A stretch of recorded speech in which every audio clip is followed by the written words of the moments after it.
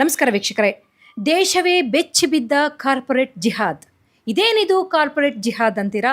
ಈ ಹಿಂದೆ ನಾವೆಲ್ಲರೂ ಕೇಳಿದ್ವಿ ಲವ್ ಜಿಹಾದ್ ಅಂತ ಹೇಳಿ. ಇದೀಗ ಕಾರ್ಪೊರೇಟ್ ಜಿಹಾದ್ ಬಂದಿದೆ.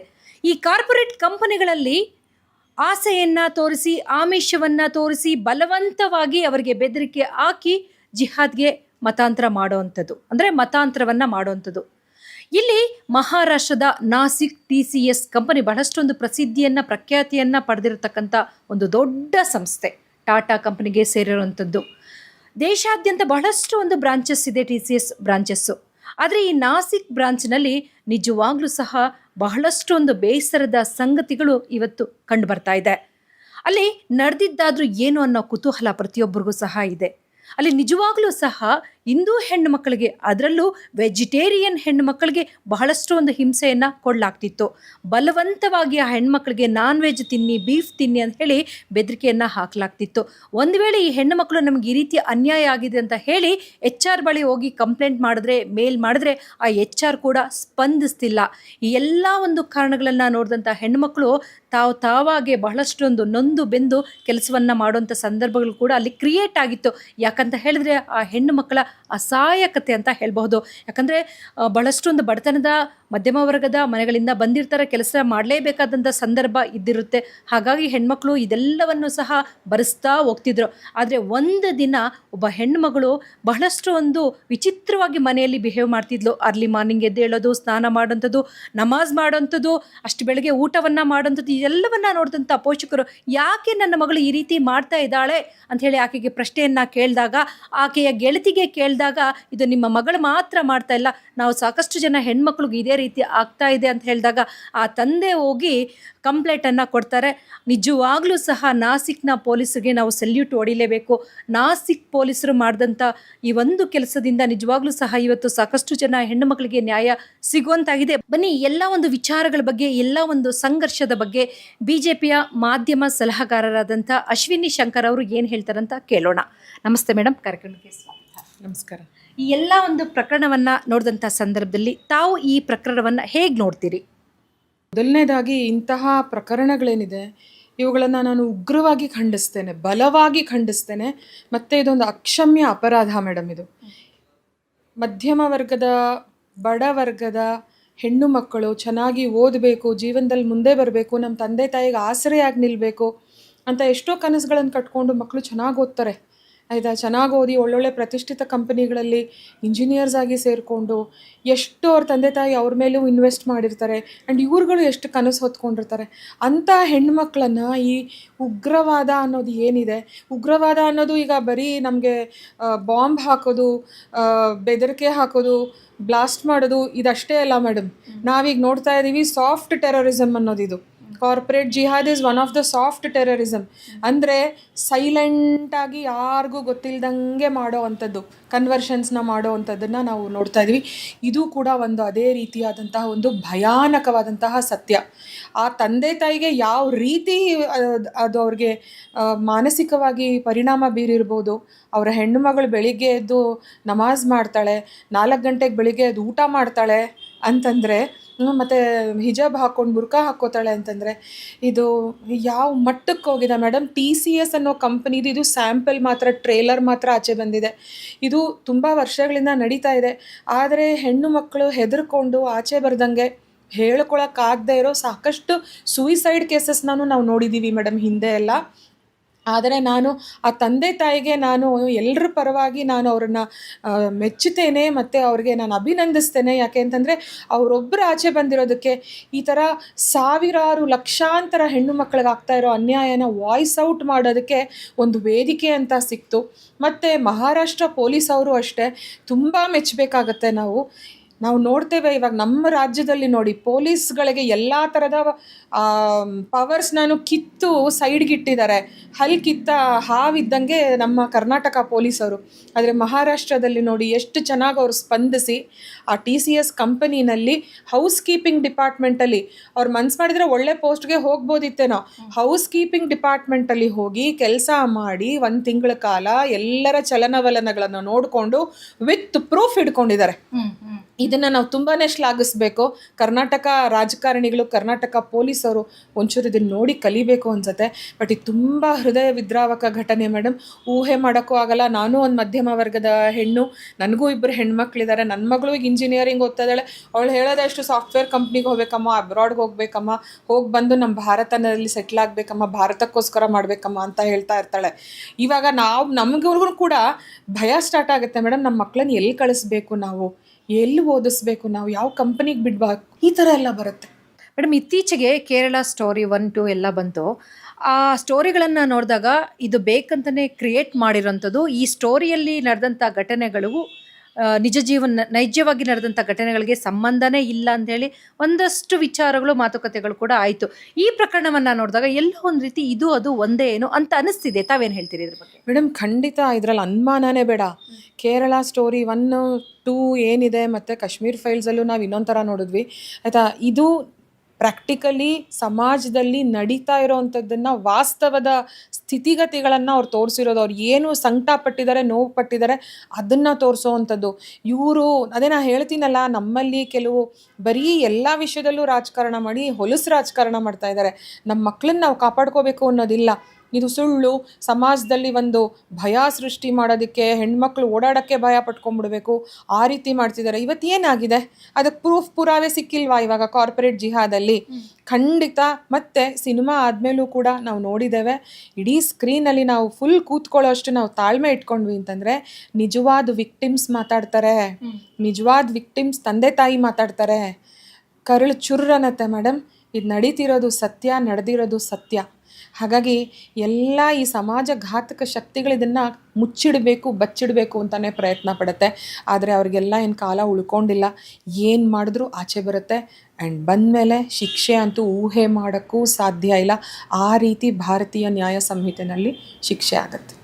IT ಪ್ರೊಫೆಷನ್ ಅಂತ ಹೇಳಿದ್ರೆ ಬಹಳಷ್ಟು ಒಂದು ಕಂಫರ್ಟಬಲ್ ಫೀಲ್ ಮಾಡ್ಕೋತಾರೆ. ಎಲ್ಲ ರೀತಿಯ ಫೆಸಿಲಿಟೀಸ್ ಅಲ್ಲಿ ಇರುತ್ತೆ ಅಂತ ಹೇಳ್ತಾರೆ. ಜೊತೆಗೆ ಪ್ರಮುಖವಾಗಿ ಏನಂತ ಹೇಳಿದ್ರೆ ಮೇಡಮ್, ಇವತ್ತು ಒಂದು IT ಕಂಪನಿಯಲ್ಲಿ ಸಾವಿರಾರು ಜನ ಹೆಣ್ಣು ಮಕ್ಕಳು ಕೆಲಸ ಮಾಡಿದಾಗ ಅವರೇ ಒಂದು ಯೂನಿಯನ್ ಮಾಡ್ಕೊಂಡಿರ್ತಾರೆ. ಯಾವುದೇ ರೀತಿಯಲ್ಲಿ ಹೆಣ್ಣು ಮಕ್ಕಳ ಮೇಲೆ ಹರಾಸ್ಮೆಂಟ್ ಮಾಡಿದಂಥ ಸಂದರ್ಭದಲ್ಲಿ ಆ ಒಂದು ಕಮಿಟಿ ಏನು ಕ್ರಿಯೇಟ್ ಮಾಡ್ಕೊಂಡಿರ್ತಾರೋ ಆ ಕಮಿಟಿ ಅಲ್ಲಿ ಅವ್ರಿಗೆ ಆಗಿರ್ತಕ್ಕಂಥ ಎಲ್ಲ ಒಂದು ವಿಚಾರಗಳನ್ನು ಚರ್ಚೆ ಮಾಡಿ ಆ್ಯಕ್ಷನ್ ತೆಗೆದುಕೊಳ್ಳೋ ಅಂಥ ಒಂದು ಪ್ರಕ್ರಿಯೆ ಕೂಡ ಇದೆ. ಅದ್ಯಾವುದು ಸಹ ಈ ಒಂದು ಕಂಪ್ನಿಯಲ್ಲಿ ಕಾಣಿಸ್ತಾ ಇಲ್ಲ. ಇದ್ರ ಬಗ್ಗೆ ತಾವು ಏನು ಹೇಳೋದಕ್ಕೆ ಬಯಸ್ತೀರಿ?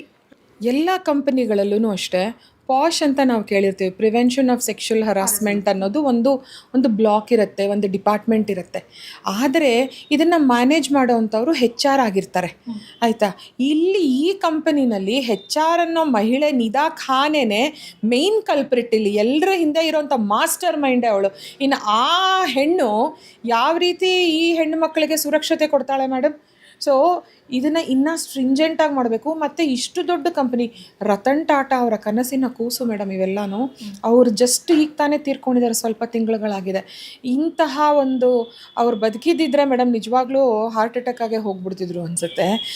ಅಂಥ ಅವರ ಕಂಪನಿಯಲ್ಲಿ ಇಷ್ಟೆಲ್ಲ ನಡೀತಾ ಇದ್ದರೆ manager, general manager, managing directors, CEO, CAO ಯಾರೂ ಇಲ್ವಾ ಮೇಡಮ್? ಸೊ ತುಂಬಾ ಇದು ನೋಡ್ತಾ ಇದ್ರೆ ಒಂದು ದೊಡ್ಡ ಮಾಫಿಯಾ ಜಾಲ ಅಂತಲೇ ಅನಿಸುತ್ತೆ. ಆ್ಯಂಡ್ ದೊಡ್ಡ ಮಟ್ಟದಲ್ಲೇ ನಡೀತಾ ಇದೆ ಇದು ಅಂತ ಅನಿಸುತ್ತೆ. ಸೊ ಪಾಶ್ ಅನ್ನೋದು ತುಂಬ ಒಂಥರ ಭದ್ರವಾದಂತಹ ಕಾನೂನು ಮೇಡಮ್. ಅದನ್ನು ಕೂಡ ಗಾಳಿಗೆ ತೂರಿ ಅದ್ರ ಭಯಾನೂ ಇಲ್ದಂಗೆ ಇವ್ರು ಮಾಡಿದ್ದಾರೆ ಅಂತಂದರೆ ಇನ್ನು ಇಷ್ಟು ದಿನ ಏನೋ ನಡೆದು ಹೋಯಿತು. ಆದರೆ ಈಗ ಇದೆಯಲ್ಲ, ಇನ್ನು ಮುಂದೆ ಇದೆಯಲ್ಲ ಫೇಸ್ ಮಾಡಬೇಕಾಗಿರೋ. ಯಾಕೆಂದರೆ ಈಗ BNS ಇರೋದು, ಭಾರತೀಯ ನ್ಯಾಯ ಸಂಹಿತೆ ಇರೋದು. ಈ ಥರ ಅಪರಾಧಗಳಿಗೆ ಕೇಂದ್ರ ಸರ್ಕಾರ, ನರೇಂದ್ರ ಮೋದಿಜಿಯವರ ನೇತೃತ್ವದಲ್ಲಿರೋ ಸರ್ಕಾರ ತುಂಬಾ ಪ್ರಬಲವಾದಂತಹ ಕಾನೂನು ತೊಗೊಂಬಂದಿದೆ. ಸೊ ಇನ್ಮೇಲೆ ಯಾರೂ ಬಚಾವಾಗೋಕ್ಕೆ ಆಗಲ್ಲ. ಯಾರ್ಯಾರು ಆಚೆ ಬರ್ತಾರೆ, ಯಾರ್ಯಾರ ಹೆಸರುಗಳು ಆಚೆ ಬರುತ್ತೆ, ಅವರೆಲ್ರಿಗೂ ಮೇಡಮ್ ನರಕ ಅನ್ನೋದೇ. ಯಾಕೆ ಅಂತಂದರೆ ಹೆಣ್ಣು ಮಕ್ಕಳ ಜೀವನ, ಧರ್ಮ ಮೇಡಮ್. ಏನು ಮೇಡಮ್, ಬ್ರಾಹ್ಮಿನ್ಸ್ ಮಕ್ಕಳು, ಆ ಮಕ್ಕಳಿಗೆ ಚಿಕನ್ ತಿನ್ನಬೇಕು, ಅದು ತಿನ್ನಬೇಕು, ಬೀಫ್ ತಿನ್ನಬೇಕು ಅಂತೆಲ್ಲ ಮಾಡಿದಾರಲ್ಲ ಇವರು. ನಾನು ಒಂದು ಮಾತು ಕೇಳ್ತೀನಿ, ಇದೇ ಮುಸಲ್ಮಾನ ಹೆಣ್ಣು ಮಕ್ಕಳಿಗೆ ಹಿಂದೂಗಳೇನಾದರೂ ಈ ಥರ ಮಾಡಿಬಿಟ್ಟು ನೀನು ಪೋರ್ಕ್ ತಿನ್ನಬೇಕು ಅಂತಂದರೆ ಏನು ಮಾಡ್ತಾರೆ ಮ್ಯಾಮ್? ಮುಸಲ್ಮಾನರು ಸುಮ್ಮನಿರ್ತಾರಾ? ಸುಮ್ಮನಿರ್ತಾರಾ? ಇಲ್ಲ ಎಲ್ಲಾದರೂ ನೀವು ಉಲ್ಟಾ ಮುಸಲ್ಮಾನ್ ಹೆಣ್ಮಕ್ಳಿಗೆ ಹಿಂದೂಗಳಿಂದ ಏನಾದರೂ ಈ ರೀತಿ ಯಾವತ್ತಾದರೂ ಭಾರತದಲ್ಲಾಗಲಿ, ಪ್ರಪಂಚದಲ್ಲಿ ಎಲ್ಲಾದರೂ ಆಗಲಿ, ಇತಿಹಾಸದಲ್ಲಾಗಲಿ, ಈಗ ಪ್ರಸ್ತುತದಲ್ಲಾಗಲಿ ಎಲ್ಲಾದರೂ ಈ ರೀತಿ ಘಟನೆಗಳು ನಡೆಯುತ್ತಾ? ಇಲ್ಲ. ಸೊ ಇಂತಹ ಟೈಮಲ್ಲಿ ದ ಸೋ ಕಾಲ್ಡ್ ಹೇಳ್ತಾರಲ್ಲ ಧರ್ಮಾನ್ ತರ್ತಾರೆ, ಏನು ಮಾಡ್ತಾ ಇದ್ದಾರೆ, ಅವ್ರ ಉಸಿರೆಲ್ಲಿದೆ ಈಗ, ಮಾತಾಡಿ ಬನ್ನಿ ಆಚೆ, ಬಿಲದಲ್ಲಿಂದ ಬಂದು ಆಚೆ ಬಂದು ಮಾತಾಡಿ, ಈ ಹೆಣ್ಣು ಮಕ್ಳಿಗೆ ನ್ಯಾಯ ಕೊಡ್ಸಕ್ಕೆ ಮಾತಾಡಿ ನೋಡೋಣ ಏನು ಮಾತಾಡ್ತೀರಿ ಅಂತ. ನಾಚಿಕೆಗೇಡು, ಶೇಮ್ ಆನ್ ಯು. ನಮಗೆ ಕಾಣಿಸಿದೀಗ ಇದೊಂದು ಪ್ರಕರಣ, ಈ ಥರದ ಪ್ರಕರಣ ದೇಶಾದ್ಯಂತ ಎಷ್ಟಿದೆಯೋ ಆ ದೇವ್ರಿಗೆ ಗೊತ್ತಂತಲೇ ಹೇಳಬಹುದು. ಇದ್ರ ಬಗ್ಗೆ ಮೇಡಮ್ ಇನ್ನೂ ಈ ರೀತಿ ಇದನ್ನ ಹುಡುಕ್ದ ಹೋದಾಗೆ, ಜೊತೆಗೆ ಇದನ್ನು ನಾವು ಒಂದು ಎಕ್ಸಾಂಪಲ್ ಆಗಿ ಇಟ್ಕೊಂಡು ಯಾವ ರೀತಿ ಮುಂದಕ್ಕೆ ಪೊಲೀಸ್ ಆಗ್ಬೋದು ಅಥವಾ ಸರ್ಕಾರಗಳಾಗ್ಬೋದು ಎಚ್ಚೆತ್ಕೊಳ್ಬೇಕು ಅಂತ ತಾವು ಹೇಳ್ತೀರಿ? ಮೇಡಮ್, ಹೆಣ್ಮಕ್ಳು ಮೊದಲನೇದಾಗಿ ಹೆದರೋದನ್ನು ಬಿಡಬೇಕು. ಅವ್ರಿಗೆ ಏನು ಅನ್ಯಾಯ ಆಗ್ತಾ ಇದೆ ಇಮ್ಮಿಡಿಯೇಟ್ ಬರಬೇಕು, ಆಚೆ ಬಂದು ವಾಯ್ಸ್ ಔಟ್ ಮಾಡಬೇಕು. ಯಾಕೆ ಅಂತಂದರೆ ಇವತ್ತು ಅವ್ರಿಗಾಗುತ್ತೆ, ನಾಳೆ ಇನ್ನೊಂದು ಹೆಣ್ಮಗಳಿಗಾಗತ್ತೆ. ಆ್ಯಂಡ್ ಇವ್ರು ಎಷ್ಟು ದಿನ ಅಂತ ತಡ್ಕೋತಾರೆ ಇದನ್ನೆಲ್ಲ, ಇವ್ರು ತಪ್ಪಿಲ್ಲದೆ ಇದ್ಮೇಲೆ. ಸೊ ಹೆದರಬಾರ್ದು. ಯಾಕೆ ಅಂದರೆ ಈಗಿರೋವಂತಹ ಕಾನೂನು ಇಡೀ ದೇಶದಲ್ಲಿ ಹೆಣ್ಣು ಮಕ್ಕಳ ಪರವಾಗಿರೋವಂಥ ಕಾನೂನು. ನಾವೀಗ ವಿಮೆನ್ ಎಂಪವರ್ಮೆಂಟು, ವಿಮೆನ್ ಲೆಡ್ ಲೀಡರ್ಶಿಪ್ಪಲ್ಲಿ ನಾವು ಮಾತಾಡ್ತಾ ಇದ್ದೇವೆ. ಸೊ ಈ ಥರ ಹೆಣ್ಣು ಮಕ್ಕಳು ಆಚೆ ಬಂದು ವಾಯ್ಸ್ ಔಟ್ ಮಾಡಿ, ಆಯಿತಾ, ಇಂಥವ್ರಿಗೆ ಏನು ಶಿಕ್ಷೆ ಕೊಡಿಸ್ಬೇಕು ಅದನ್ನು ಕೊಡಿಸ್ಬೇಕು. ನ್ಯಾಯ ಅವ್ರ ಪರ ಇರುತ್ತೆ. ಈ ನೆಲದ ಕಾನೂನು ಹೆಣ್ಣು ಮಕ್ಕಳ ಪರವಾಗಿದೆ. ನಾವೆಲ್ಲರೂ ಅವ್ರ ಪರವಾಗಿದ್ದೀವಿ. ಯಾವುದೇ ರೀತಿ ಭಯ ಪಡೋದು ಬೇಡ, ಆತಂಕ ಬೇಡ. ಫಸ್ಟ್ ಟೈಮೇ ಅವ್ರು ಏನು ಬ್ಲ್ಯಾಕ್ ಮೇಲ್ ಮಾಡ್ತಾರೆ, ಒಂದು ಈ ಥರ ಮಾಡ್ತೀವಿ ಅಂತ ಹೆದರಿಸ್ತಾರಲ್ಲ, ಅವಾಗಲೇ ಆಚೆ ಬಂದು ವಾಯ್ಸ್ ಔಟ್ ಮಾಡಬೇಕಾಗತ್ತೆ ಮೇಡಮ್. ಹೆದರಬಾರ್ದು. ಹೆಣ್ಮಕ್ಳು ಹೆದರ್ದಂಗೆಲ್ಲ ಹೆದರಿಸ್ತಾನೆ ಇರ್ತಾರೆ ಮೇಡಮ್, ಹೆದರಬಾರ್ದು. ಈ ಥರದ ಪ್ರಕರಣಗಳು ಮತ್ತೆ ಮತ್ತೆ ಹೆಚ್ಚಾಗಬಾರ್ದು ಅಂತ ಹೇಳಿದ್ರೆ ಇನ್ನೂ ಸ್ಟ್ರಾಂಗ್ ಆದಂಥ ಯಾವ ರೀತಿಯ ಒಂದು ಆ್ಯಕ್ಟ್ ಬರಬೇಕು ಅಂತ ತಾವು ಹೇಳ್ತೀರಿ? ಇಲ್ಲ, ನಮ್ಮ ಹಿಂದೂ ಧರ್ಮದ ಹೆಣ್ಣು ಮಕ್ಕಳನ್ನು ಕಾಪಾಡಲಿಕ್ಕೆ ನಾವಿನ್ನೂ ಸ್ಟ್ರಿಂಜೆಂಟ್ ಆಗಿರೋವಂತಹ ಕಾನೂನು ತರಬೇಕಾಗಿದೆ ಅನಿಸುತ್ತೆ. ಯಾಕೆಂದರೆ ನೋಡಿ, ನಾವೇನು ಅಂದ್ಕೊಳ್ತೀವಿ, ಭಾರತ ಸೆಕ್ಯುಲರು, ನಮ್ಮ ಮಕ್ಕಳು ಎಲ್ಲ ಧರ್ಮದವರು ಒಂದು, ಆಯಿತಾ, ಎಲ್ಲ ಸಹಬಾಳ್ವೆನಲ್ಲಿ ಬಾಳಬೇಕು ಅಂತ ನಾವು ಅಂದ್ಕೊಂಡು ನಮ್ಮ ಮಕ್ಕಳನ್ನು ಫ್ರೀಯಾಗಿ ಎಲ್ಲ ಕಡೆ ಬಿಡ್ತೀವಿ. ಆದರೆ ನಮ್ಮ ಧರ್ಮದ ಮಕ್ಕಳು ಎಷ್ಟು ಅಮಾಯಕರಾಗಿ ನಾವು ಹೇಳಿದ್ದನ್ನು ಕೇಳಿ ಸಮಾಜದಲ್ಲಿ ಓದ್ಕೊಂಡು ಪ್ರತಿಷ್ಠೆಗೆ ಅಂತ ಅಂದ್ಬಿಟ್ಟು ಕೆಲಸ ಮಾಡ್ತಾರೆ, ಮಾನ ಮರ್ಯಾದೆ ಭಯ ಭಕ್ತಿ ಅಂತ. ಆದರೆ ನೋಡಿ, ಆ ಕಡೆ ಇರುವಂತಹ ಬೇರೆ ಧರ್ಮದ ಮಕ್ಕಳು ನೋಡಿ ಯಾವ ರೀತಿ ತಯಾರಾಗಿ ಸಮಾಜಘಾತಕ ಶಕ್ತಿಗಳಾಗ್ತಾ ಇದ್ದಾರೆ. ಸೊ ಹಾಗಾಗಿ ಇದೆಲ್ಲ ಬೆಳವಣಿಗೆಗಳನ್ನು ನೋಡ್ತಾ ಇದ್ವಿ ಅಂತಂದರೆ ಬರುವಂಥ ದಿನಗಳಲ್ಲಿ ಇಮಿಡಿಯೇಟಾಗಿ ಧರ್ಮ ಆಧಾರಿತವಾಗಿಯೂ ಕೂಡ ನಮ್ಮ ಮಕ್ಕಳ, ಹಿಂದೂ ಮಕ್ಕಳ ಸೇಫ್ಟಿಗೆ, ಈಗ ಮುಸಲ್ಮಾನರಿಗೆ ಟ್ರಿಪಲ್ ತಲಾಕ್ ಅಬ್ರೋಗೇಷನ್ ಹೆಂಗೆ ತೊಗೊಂಬಂದರು ಮೋದಿಜಿಯವರು, ಅದೇ ಥರ ಹೆಣ್ಣು ಮಕ್ಕಳ ರಕ್ಷಣೆಗೂ ಕೂಡ ನಾವೇನಾದರೂ ಮಾಡಬೇಕಾಗಿದೆ. ಸೊ ಅತ್ಯಂತ ಶೀಘ್ರದಲ್ಲೇ ತುರ್ತಾಗಿ ನಾವು ಮಾಡಬೇಕಾಗಿದೆ. ಯಾಕೆ ಅಂತಂದರೆ ಇವತ್ತು TCS ಆಚೆ ಬಂತು. ಸಾವಿರಾರು ಸಾಫ್ಟ್ವೇರ್ ಕಾರ್ಪೊರೇಟ್ ಕಂಪನೀಸ್ ಇದೆ. ಬೆಂಗಳೂರಲ್ಲೇ ಸಾವಿರಾರು ಕಂಪ್ನಿಗಳಿದೆ. ಸೊ ಎಲ್ಲೆಲ್ಲಿ ಅಂತ ಹೋಗಿ ನೋಡ್ತೀರಿ ಏನೇನು ಅಂತ. ಸೊ ಮಕ್ಕಳು ಆಚೆ ಬಂದಾಗ ಇಮ್ಮಿಡಿಯೇಟ್ ಕಾನೂನು ಕ್ರಮ, ಅದು ಅತಿ ಕಠಿಣ ಶಿಕ್ಷೆ ಆಗೋ ಹಾಗೆ ಕಾನೂನು ಬರಬೇಕು ಮೇಡಮ್, ತೊಗೊಂಡು ಬರಬೇಕು. ಕೇಂದ್ರ ಸರ್ಕಾರದಲ್ಲೂ ತರಬೇಕು, ರಾಜ್ಯ ಸರ್ಕಾರದಲ್ಲೂ ತರಬೇಕು. ಇದೇ ನಿನ್ನೆ ಮೊನ್ನೆ ಬಂದಿದ್ದಲ್ಲ. ಸೊ ಇದ್ರ ಬಗ್ಗೆ ನಾವು ಗಮನ ಹರಿಸ್ತಾ ಇಲ್ಲ, ನಾವು ಎಚ್ಚೆತ್ಕೊಳ್ತಾ ಇಲ್ಲ ಮೇಡಮ್. ಇದು ಪಕ್ಷಗಳು ಬಿಟ್ಬಿಡಿ, ರಾಜಕಾರಣ ಬೇಡ. ಇಂಥ ವಿಷಯಗಳಲ್ಲಿ ಪಾರ್ಟಿಗಳನ್ನು ತರೋವಂಥದ್ದು ಬೇಡ ಮೇಡಮ್. ಇದು ನಮ್ಮ ಧರ್ಮದ ಮಕ್ಕಳನ್ನು, ನಮ್ಮ ದೇಶವನ್ನು ಸುರಕ್ಷಿತವಾಗಿ ಇಟ್ಕೋಬೇಕು. ಅದಕ್ಕೆ ನಾವೇನು ಮಾಡಬೇಕು ಅಂದಾಗ ಎಲ್ಲರೂ ಒಗ್ಗಟ್ಟಾಗಿ, ಕಾಂಗ್ರೆಸ್ಸು, JDS, BJP ಬೇಡ ಮೇಡಮ್. ಇದೆಲ್ಲನೂ ನಮ್ಮ ಧರ್ಮದ ಮಕ್ಕಳನ್ನು ನಾವು ಕಾಪಾಡ್ಕೋಬೇಕು ಅಂತ ಒಟ್ಟಿಗೆ ಬರಬೇಕಾಗತ್ತೆ, ಆಯಿತಾ.